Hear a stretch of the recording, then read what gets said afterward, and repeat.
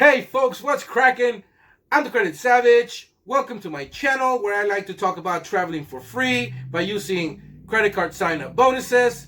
There's sweet point systems that let you rack up tons and tons of points when you use different categories that they have to make it easier for you to accrue those points, as well as a little personal finance. Now, today I'm going to be talking about the fact that some people were very, very excited because they wanted to get the Chase Freedom Flex.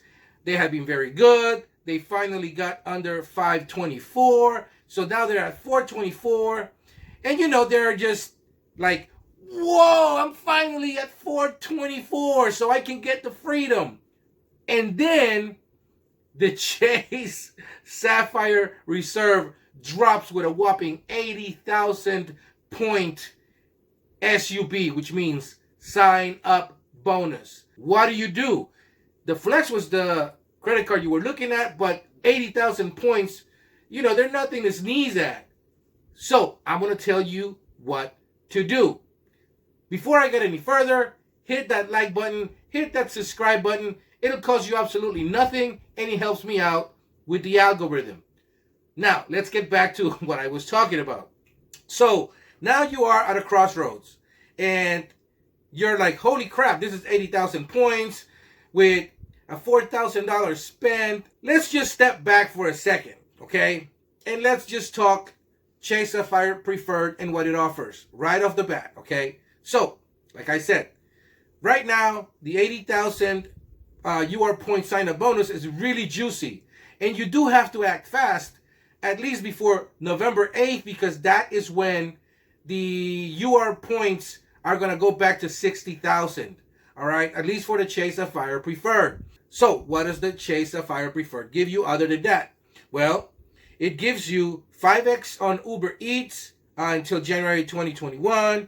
It'll give you, 5x on Lyft rides until 2022. So if you live in a metropolitan area and you use Lyft to get you around, well, this is actually, a good service that you probably could use. So this would be something to look at if you're on the fence about which card to get. Also, you get 2 points for every dollar spent on travel. And as we know, Chase is actually very liberal when it comes to traveling. So, if it's airfare, hotels, taxis, parking, bridge tolls, it's considered traveling. So you'll be able to get 2 points for every dollar spent on that. No foreign transaction fee, so it is an international card.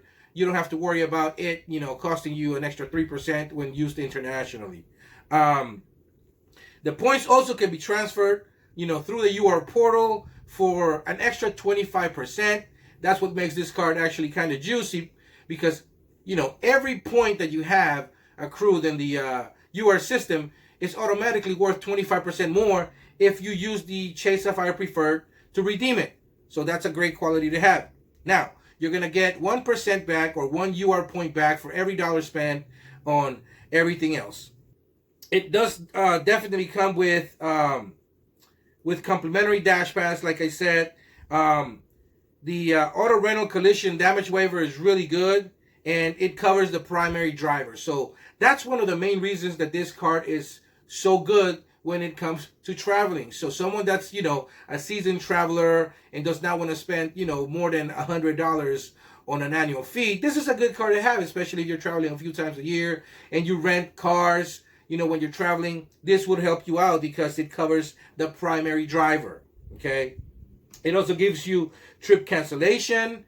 It gives you trip interruption insurance and a zero liability protection, baggage delay insurance, and so all for the fee of $95, which is not really bad at all.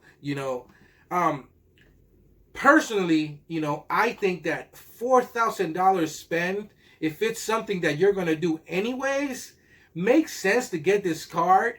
But if you were looking at the Flex and you are, one of those people that appreciates a good card. Now, I'm not saying the Chase Sapphire Preferred is bad. I just personally think that the Freedom the Flex is a little better, and let me tell you why. Now let's look at what the Freedom Flex gives you. Well, it gives you $200 cash back to the tune of 20,000 UR points when you meet a $500 minimum spend in 3 months. It'll give you 5% cash back on groceries up to $12,000 on the year for 12 months. And you'll get 5% rotating categories, which fluctuate, kind of taking the place of the OG Freedom, so you'll get 5% on gas stations on a quarter. You'll get 5% on wholesale clubs or grocery stores on another quarter, Amazon on another quarter, PayPal, Walmart. It varies. So this you'll be able to use for up to $1,500 in a quarter, which will give you 7,500 points on the quarter to a maximum of 30,000 points for the year. Then you'll generate $1 thereafter for every dollar, $1 UR point thereafter for every dollar spent on this card. I personally use it just when the categories suit me best, and that's the way you should use it as well. However, I do spend a lot of money on groceries. I'm a family man, and we buy groceries for 5 people in my household. So we're definitely spending around $800 to $1,000 a month, which for us it makes sense to have the Flex, because I'm thinking long term, not necessarily short term. That seems that the Chase Sapphire Preferred would give you the most of the points up front. I'm thinking of traveling, in a year and a half or two, and using those points that I'm going to generate with the Flex, at that point. So the Flex will also give you 5% back on travel through the Chase UR portal, 3% back on dining, 3% back on drugstores, and 0% APR for 15 months. Although I like to pay, my balance right off the bat as soon as, it drops. I can see how some people, would like to hold on and pay that later on. They may be in a little tight situation right now, or that you just don't feel like paying, and you're like, you know what? I know that I got, some investments that are going to pay off in a couple of months. I'm just going to make the minimum payments in the next months or whatnot. So that makes sense. That makes absolute sense. It also gives you what I like to say, kind of the cherry on top, which is free phone insurance. I'm not just covering one phone, I'm covering 2 phones with that insurance. And I read the policy, as long as those phones are under my name, I'll be able to be covered for, both phones. So that's $15 a month that I'm saving per person on phone insurance. That's what the plan with T-Mobile would cost, $15 a month. So that's $30 a month for 2 people.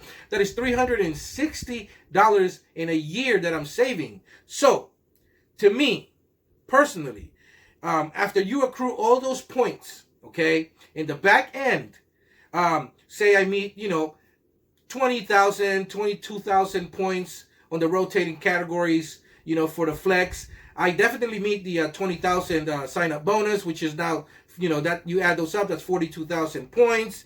And I get the 60,000 points for groceries. So that is now, 102,000 UR points, not even taking into account the shopping I may do on the UR portal, the shopping I may do on dining, and the drugstores. I actually do pay for medication.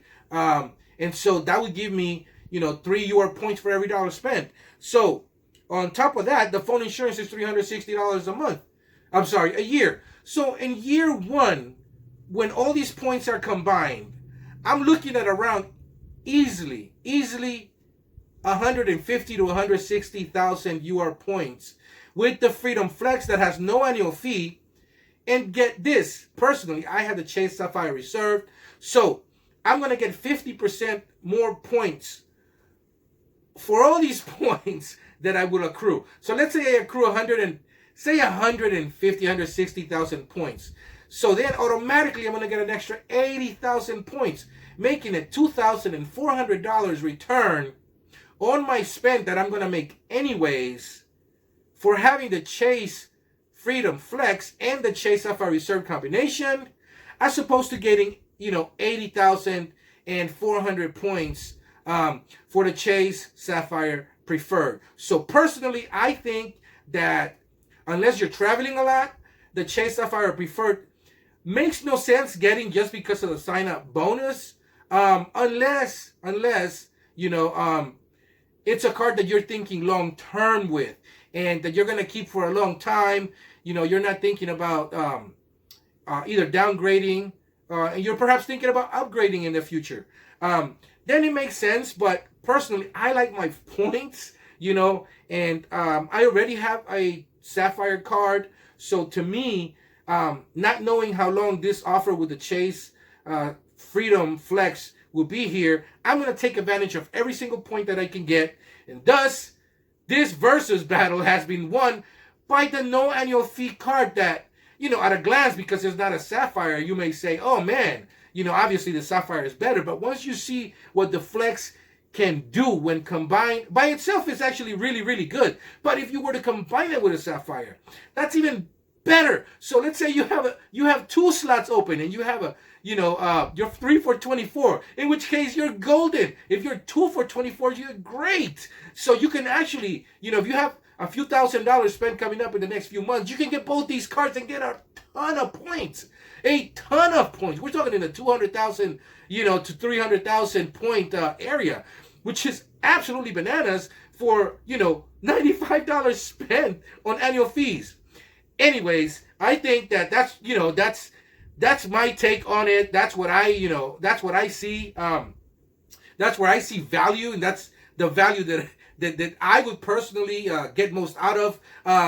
You guys are more than welcome to disagree, and you may have other reasons on why you think the Preferred is better. I'd like to hear them mention on the comments what you may think that is. Also, I'm going to put a link for the Chase Freedom Flex down here, so that if you want to sign up for it, you can do so. It's gonna help you out and it helps me out, and that's where the cookie's crumbling today. Anyhow, thanks for your time. I'm the Credit Savage. I appreciate you watching my channel. Don't forget to hit that like button, hit the subscribe button, and go about your day. Hope you have a good one. Do keep in mind though, all right, cash is king, but credit is power.